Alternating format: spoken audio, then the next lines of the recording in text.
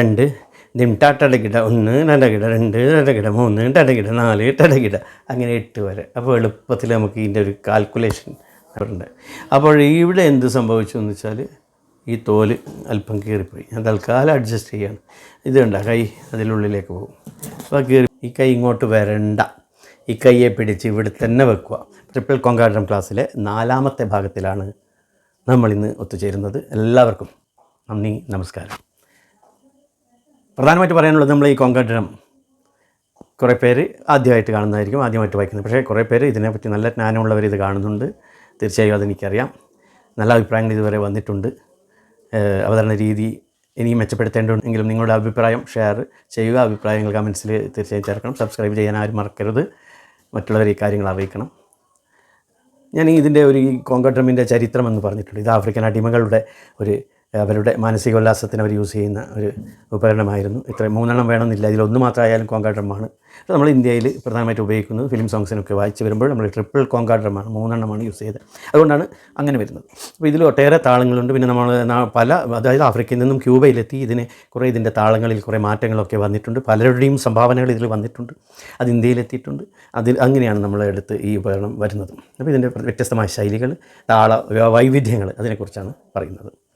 നമ്മൾ ഇന്നത്തെ ഈ താളത്തിൽ കഴിഞ്ഞ താളം ലാസ്റ്റ് നമ്മൾ 3ാം ഭാഗത്തിൽ നമ്മൾ പറഞ്ഞത് 4/4 നിങ്ങൾക്ക് ചെക്ക് ചെയ്യാം. ഡിസ്ക്രിപ്ഷനിൽ ഞാൻ അതിൻ്റെ ലിങ്ക് കൊടുക്കുന്നുണ്ട്. അപ്പോൾ ആ 4/4 ധിം ട ട ട കീട്ട നമ്മൾ കഴിഞ്ഞ ക്ലാസ്സിൽ പഠിച്ചത് ധിം ട ട ട കീട്ട.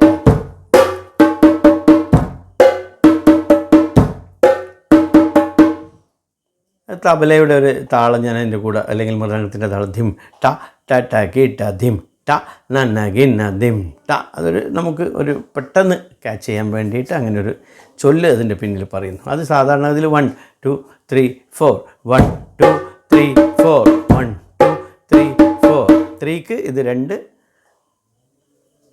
4ന് 1 ഇതും 1 ഇതും, അങ്ങനെയാണ് വരുന്നത്. അപ്പോൾ അത് അന്ന് നമ്മൾ പഠിച്ചു കഴിഞ്ഞു. അതിൽ തന്നെ ചെറിയൊരു വ്യത്യാസമാണ് ഇന്ന് പഠിപ്പിക്കാൻ പോകുന്നത്. ചെറിയ വ്യത്യാസം, പക്ഷേ കേൾക്കുമ്പോൾ അതൊരു വലിയൊരു വ്യത്യാസമായി തോന്നും.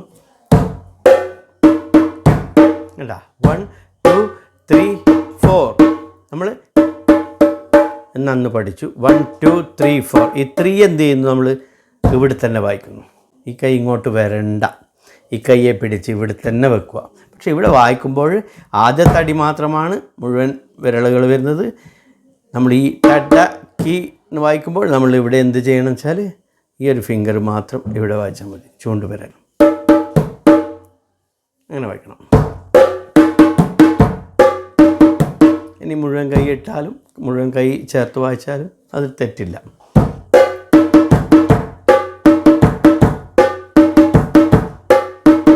മുഴുവൻ കൈ വെച്ചിട്ടാണ് നമ്മളിതിവിടെ വായിക്കുന്നത് നല്ലത്. അതിൻ്റെ ഒരു സ്പീഡ് വെർഷൻ ഉണ്ട്. നമ്മളിപ്പോൾ 1 2 3 4 1 2 3 4 1.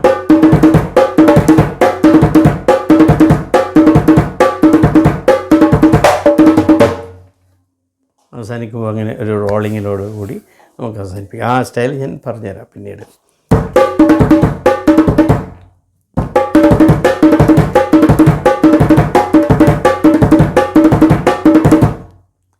എട്ടെണ്ണായി. നമ്മൾ മനസ്സിലിങ്ങനെ കാൽക്കുലേറ്റ് ചെയ്യണം. 1 2 ദിം ട ടടകിട 1 ടടകിട 2 ടടകിട 3 ടടകിട 4 ടടകിട അങ്ങനെ 8 വരെ. അപ്പോൾ എളുപ്പത്തിൽ നമുക്ക് ഇതിൻ്റെ ഒരു കാൽക്കുലേഷൻ നടക്കും. അതൊരു ശീലിച്ച് എടുക്കണം. അല്ലെങ്കിൽ നമ്മൾ 7 5 നിർത്തിപ്പോകും അല്ലേ? ഏത് പാട്ടും ഈ 4/4 വരുന്ന എല്ലാ പാട്ടുകളും തന്നെ ഈ താളക്രമത്തിൽ തന്നെയാണ് വരുന്നത്. അപ്പോൾ നമ്മൾ 8 8 8 8 അങ്ങനെ ആലോചിച്ചാൽ മതി. ഇടയ്ക്ക് 4ൻ്റെ ഒരു കൗണ്ടിങ് ആയാലും പ്രശ്നമില്ല.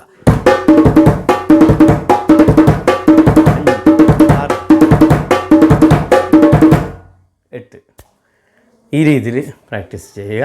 പിന്നെ മറ്റൊരു കാര്യം, അത് സന്തോഷ വാർത്ത എന്ന് പറയാൻ പറ്റില്ല. തീർച്ചയായും ഈ ഡ്രമ്മിൻ്റെ ഈ കാലാവസ്ഥയുടെ വ്യതിയാനത്തിൽ ഇത് തോലാണ്. ഇത് രണ്ടും സിന്തറ്റിക് ഇതാണ്, ഫൈബറിൻ്റെ.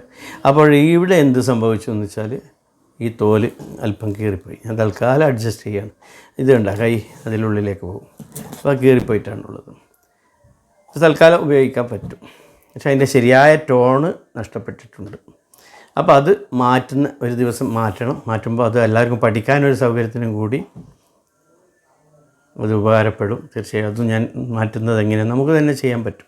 അത് നിങ്ങൾക്ക് ഞാൻ അത് മാറ്റുന്നത് എങ്ങനെയാണെന്ന് കൂടി കാണിച്ചു തരാം. ഏതായാലും ഇത്രയും നേരം സഹകരിച്ചതിന് എല്ലാവർക്കും നന്ദി. നമസ്കാരം.